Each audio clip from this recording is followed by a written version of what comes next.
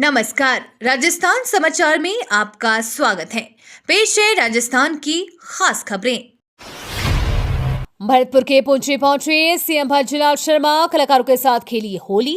मुख्यमंत्री भज्जूलाल शर्मा होली के पर्व के अवसर पर भरतपुर के पुंछी पहुंचे, जहां उन्होंने मुकुट मुखारबिंद और श्रीनाथ जी मंदिर में पूजा अर्चना की। उन्होंने गिरिराज महाराज की तलहटी में स्थित मुकुट मुखारबिंद मंदिर में अपने परिवार के साथ दुग्धाभिषेक कर प्रदेश के खुशहाली की कामना की। मंदिर महंत द्वारा उनका माला एवं अंगवस्त्र पहनाकर स्वागत किया गया। इसके बाद वे सरीला जी मंदिर पहुंचे, जहां पूजा अर्चना के उपरांत बाल भोग ग्रहण किया। उप मुख्यमंत्री दिया कुमारी ने हिंगोनिया गौ पुनर्वास केंद्र में बैम्बू ट्रेनिंग सेंटर का किया शुभारंभ। उप मुख्यमंत्री दिया कुमारी ने अपने कर कमलों से हिंगोनिया गौ पुनर्वास केंद्र में बैम्बू ट्रेनिंग सेंटर का शुभारंभ किया। ये इको फ्रेंडली सेंटर विशेषकर बांस की लकड़ी से तैयार किया गया था, जो कि पूरे राजस्थान के लिए अनूठी सौगात है। हिंगोनिया गौ पुनर्वास केंद्र वर्षों से गौ सेवा के प्रति समर्पित है और पर्यावरण संरक्षण के प्रति अहम भूमिका निभा रहा है। बैम्बू ट्रेनिंग सेंटर का उद्देश्य लोगों को प्रकृति से जोड़ना है। वायु प्रदूषण को रोकने के लिए होली के पावन पर्व पर गौ पुनर्वास केंद्र में 12,500 पेड़ भी लगाए गए। राजस्थान में सीएनजी के दाम कम हुए, ₹2.12 प्रति किलोग्राम मिलेगी सस्ती। प्रदेश की भज्जूलाल सरकार ने होली के मौके पर प्राकृतिक गैस उपभोक्ताओं के लिए राहत का ऐलान कर दिया है।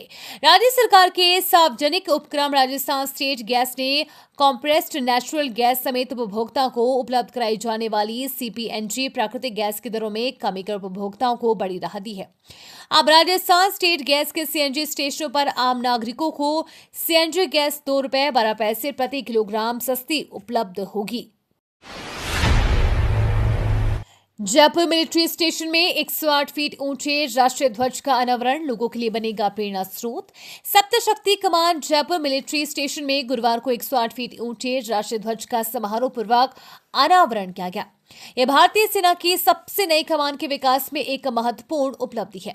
इस महत्वपूर्ण आयोजन में सांसद और फ्लैग फाउंडेशन ऑफ इंडिया के संस्थापक नवीन जिंदल एवं lieutenant general Majinder Singh, army commander Saptashakti कमान ने ध्वज फहराया। समारोह में बरिंदर जीत कौर, क्षेत्रीय अध्यक्ष आवास सहित अनेक सम्मानित अतिथि, भूतपूर्व सैनिक, स्कूली छात्र, एनसीसी कैडेट तथा सभी रैंक के सैनिक और उनके परिवार के सदस्य मौजूद रहे। मोटे अनाज की खेती को बढ़ावा देने के लिए जिला स्तरीय कार्यशाला आयोजित। किसानों को मोटे अनाज श्री अन्न की खेती के प्रति जागरूक करने और इसके उत्पादन को बढ़ावा देने के उद्देश्य से कृषि विभाग द्वारा कृषि विज्ञान केंद्र गौनेड़ा में जिला स्तरीय कार्यशाला का आयोजन किया। संयुक्त निदेशक कृषि महेंद्र कुमार जैन ने बताया कि कार्यशाला में किसानों को बाजरा, ज्वार, रागी, कांगो आदि मोटे अनाजों की आधुनिक तकनीकों से खेती करने, बीज चयन, उर्वरक उपयोग, कीट व्याधि प्रबंधन और सुरक्षित भंडारण की जानकारी दी गई। पुष्कर में 5 दिवसीय होली महोत्सव का जश्न, विदेशी सैलानियों पर जड़ा खुमार। पुष्कर में फाकी मस्ती न केवल देशी बल्कि विदेशी पर्यटकों के बीच भी सिर चढ़कर बोल रही है। प्रसिद्ध होली और फाग उत्सव का आनंद लेने के लिए 5,000 से अधिक विदेशी पर्यटक पुष्कर पहुंचे हैं। इसके अलावा देश के विभिन्न राज्यों से भी बड़ी संख्या में पर्यटक होली मनाने के लिए यहाँ आए हुए हैं। इस कारण पुष्कर में पर्यटन उद्योग से जुड़े तमाम व्यवसायों के चेहरे खिले हुए हैं। जाहिर है कि पुष्कर मेले के बाद आयोजित 5 दिवसीय होली महोत्सव पर्यटन उद्योग के लिए संजीवनी साबित हो रहा है। यही वजह है कि सरकारी स्तर पर ही नहीं बल्कि स्थानीय लोगों द्वारा भी होली महोत्सव से जुड़े कार्यक्रमों को आकर्षक बनाया गया है। होली पर हुड़दंग मचा है तो खैर नहीं, सड़क से सोशल मीडिया खाकी की कड़ी निगरानी। राजधानी जयपुर में होली और धुलंडी पर्व की धूम है। स्थानीय लोगों के साथ ही बड़ी संख्या में विदेशी सैलानी भी रंगों के इस त्योहार में उल्लास और उमंग के साथ लुत्फ उठाएंगे। हालांकि कई बार नशे में हुड़दंग मचाने वाले असामाजिक तत्व रंग में भंग डालने का प्रयास करते हैं। ऐसे मामलों से सख्ती से निपटने के लिए खाकी पूरी तरह से मुस्तैद है। राजधानी जयपुर में होली और धुलंडी पर शांति और कानून व्यवस्था बनाए रखने और हुड़दंगियों को काबू करने के लिए चप्पे चप्पे पर पुलिस जाब्ता तैनात किया गया है। विधानसभा अध्यक्ष और राज्यसभा सांसद मदन राठौड़ ने की राज्यपाल से मुलाकात। राज्यपाल हरिभाऊ बागड़े से गुरुवार को विधानसभा अध्यक्ष वासुदेव देवनानी और राज्यसभा सांसद मदन राठौड़ ने राजभवन पहुंचकर मुलाकात की। उन्होंने राज्यपाल बागड़े को होली की बधाई और शुभकामनाएं दी। विधानसभा अध्यक्ष वासुदेव देवनानी ने इस दौरान राज्यपाल को विधानसभा सचिवालय द्वारा प्रकाशित नवाचारों का 1 वर्ष पुस्तक की प्रति भी भेंट की। राज्यपाल बागड़े ने भी विधानसभा अध्यक्ष देवनानी और राज्यसभा सांसद राठौड़ को होली की बधाई और शुभकामनाएं दी। खनिज भंडार निकलने से मालामाल हुए नागौर देश की 80% मांग की कर सकता है पूर्ति।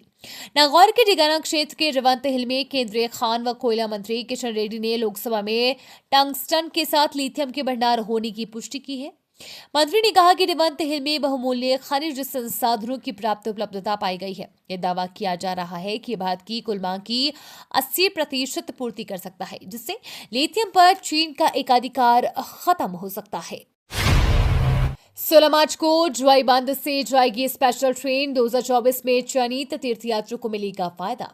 राजस्थान सरकार देवस्थान विभाग की वरिष्ठ नागरिक तीर्थयात्रा योजना 2024 के अंतर्गत विशेष ट्रेन जवाई बांध से हरिद्वार, ऋषिकेश, अयोध्या, वाराणसी और सारनाथ वाया अजमेर जयपुर ट्रेन 16 मार्च 2025 को सुबह 10:30 बजे जवाई बांध रेलवे स्टेशन से रवाना होगी। देवस्थान विभाग द्वारा इसको लेकर तैयारियां शुरू कर दी गई।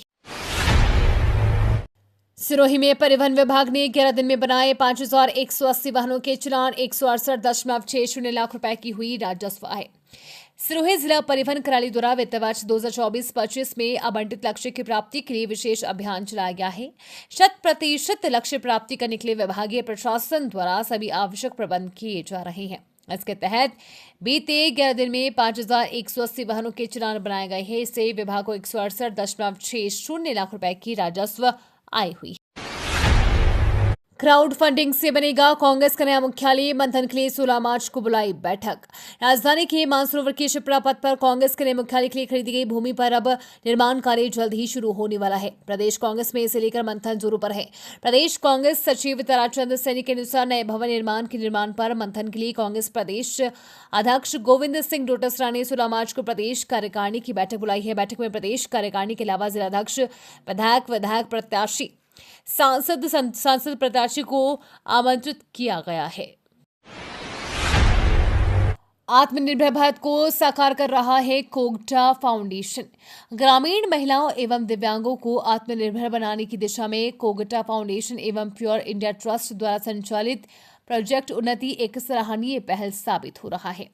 प्योर इंडिया ट्रस्ट के सहयोग से पहले चरण में 16 उद्यमियों के व्यवसाय शुरू कराकर इस परियोजना की शुरुआत की गई है और इस वित्त वर्ष में 50 महिलाओं को आर्थिक रूप से सशक्त बनाया जा रहा है।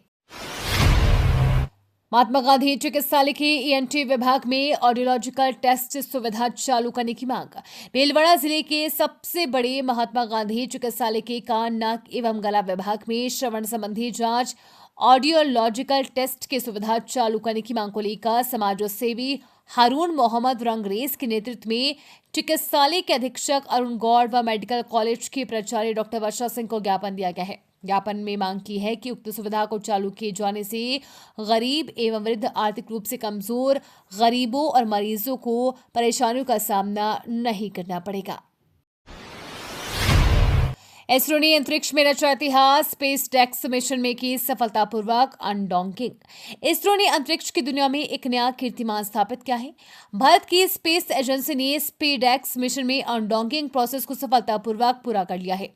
स्पेसडेक्स मिशन के बारे में बता दें कि इस मिशन में 2 अलग-अलग सैटेलाइट को जोड़कर फिर अलग होना है। 2 अलग-अलग सैटेलाइट के जुड़ने वाले प्रोसेस को डॉकिंग कहते हैं और जब वही दोनों सैटेलाइट अलग होते हैं तो उस प्रोसेस को अनडॉकिंग कहते हैं।